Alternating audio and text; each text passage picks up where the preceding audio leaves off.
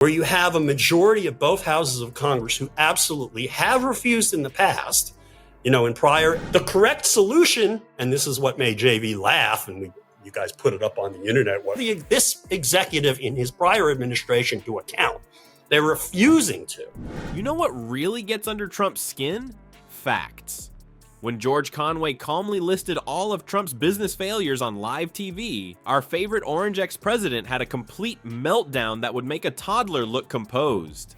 Seriously, the guy went nuclear, all caps tweets at 2 a.m., attacking Conway's appearance, intelligence, even his marriage to Kellyanne. It's like watching someone throw digital spaghetti at the wall, except the spaghetti is made of pure rage and desperation.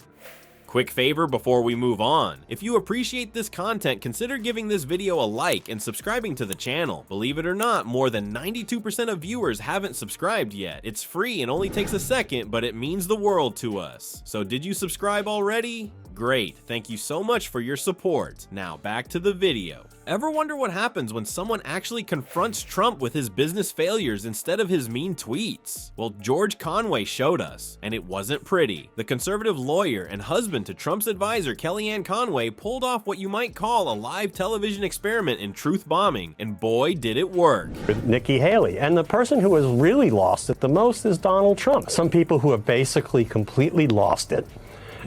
The people we see in the House of Representatives. A disease of liberalism in the 60s and 70s when I came of political age, and now it's horrible. I think, generally speaking, not in every single case, less government is better than more, because you don't want too powerful a government. Because Conway walked onto that TV set with a game plan that was almost beautiful in its simplicity. Just calmly list Trump's business disasters one by one. No shouting, no name calling, no Donnie Diapers jokes. Just facts delivered by a conservative who knew exactly what would get under Trump's skin. What made this approach so deadly effective was Conway's delivery. Picture a surgeon methodically working through a procedure. He's the crazy one, and everybody is getting more crazy than he is. And as Nikki Haley pointed out when she was telling the truth for a couple of weeks, we can see it when he's standing out there complaining about the temperature when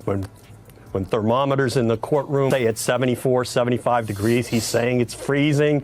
He's the lies about the election. He's mentally unstable and he's getting worse, and we can see it every day in the courthouse. That's how Conway dissected Trump's business history. He didn't rant or rave like the liberals Trump loves to mock. Instead, he just matter-of-factly pointed out how Trump's Atlantic City casinos somehow went bankrupt despite being in an industry where the house always wins. I mean, who loses money owning a casino? That's like going broke selling water in a desert. Conway didn't stop there. He walked viewers through how Trump Airlines crashed and burned financially, and reminded everyone about Trump University, which ended with millions in settlements after students realized they'd paid for empty promises instead of an actual education. Talk about a business genius. This administration is profoundly evil in ways that are difficult for Americans to comprehend. And I'm convinced that even if the American people get their act together on him, and they're starting to realize that. I mean, there was this great article, I hate to say great article. We have reached a stage of illegality, immorality, and depravity in a federal administration that... Political experts call this the kryptonite approach to dealing with Trump. See, Orange Man is totally immune to criticism about being mean or lying or having weird hair. He wears that stuff like a badge of honor. But questioning his business skills, that's hitting him where it hurts. Right in the fake success story, that's the foundation of his entire personality. The beauty of Conway's strategy was that every single failure he mentioned was something viewers could Google in 5 seconds. No opinions, no partisan talking points, just cold hard facts about Trump's actual track record that made his great businessman image look like a bad joke. And how did our stable genius respond to this factual takedown? Did he defend his business record with evidence? Of course not. He completely lost it, firing off all caps tweets at 2 a.m., attacking Conway's looks, his intelligence, and even making nasty comments about his marriage. Around publicly, I don't think they're going to turn around publicly fast enough to prevent some of the bad things that I think are going to happen. Donald Trump, it's just ingrained in him. He wants retribution against his enemies. And by picking two people who are completely loyal to. When the president is just refusing to do his job, and not only refusing to do his job, basically saying, F you to the duties that I have. Notice what was missing. Any defense of those failed businesses Conway mentioned. Trump's staff tried to get his phone away from him during this meltdown, a task they described as taking a bone from a rabid dog. The Conway marriage would become collateral damage in Trump's desperate attempt to control the narrative around his failures. The aftermath of Conway's surgical takedown wasn't just a momentary tantrum, it was what political insiders called a full nuclear meltdown that spanned multiple days. When faced with irrefutable facts about his business disasters, Trump didn't defend himself with evidence or explanations. Instead, he launched a barrage of increasingly personal attacks, labeling Conway a husband from hell and a total loser who had gone to the dark side.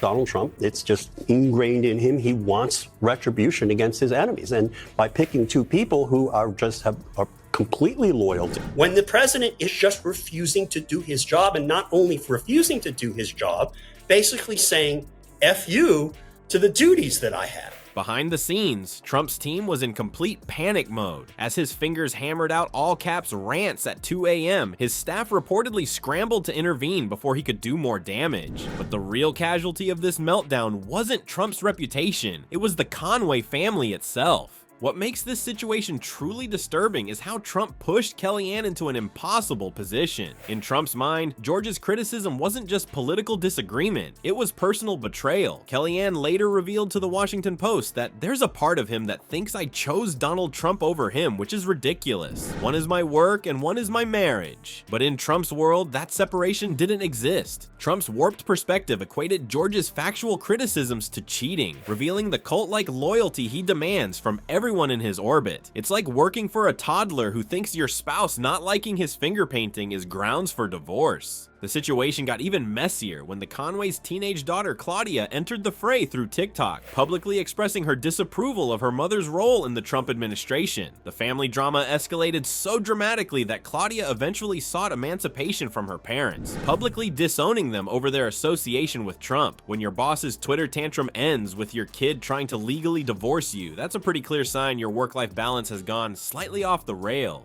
What's most revealing is that Trump didn't just attack Conway, he deliberately tried to destroy his marriage. Rather than addressing a single business failure Conway mentioned, Trump chose to target the most personal aspects of Conway's life. It's the equivalent of being asked about your failed math test and responding by trying to burn down your teacher's house. So what's the takeaway from this whole Conway-Trump fiasco? It's pretty simple. Trump attacks the messenger, not the message. It's his go-to move his entire career. When someone like Conway presents actual facts, Trump doesn't have counter-arguments, just personal attacks that make him look unhinged. The scariest part? Trump demands loyalty 24/7, even at the cost of your marriage. Former staffers confirm he expects your entire life to revolve around defending him. That's why Kellyanne felt her husband's criticism was treated as cheating on her. In Trump's world, questioning him is the ultimate betrayal. Facts remain Trump's greatest weakness. No wonder he hates them so much.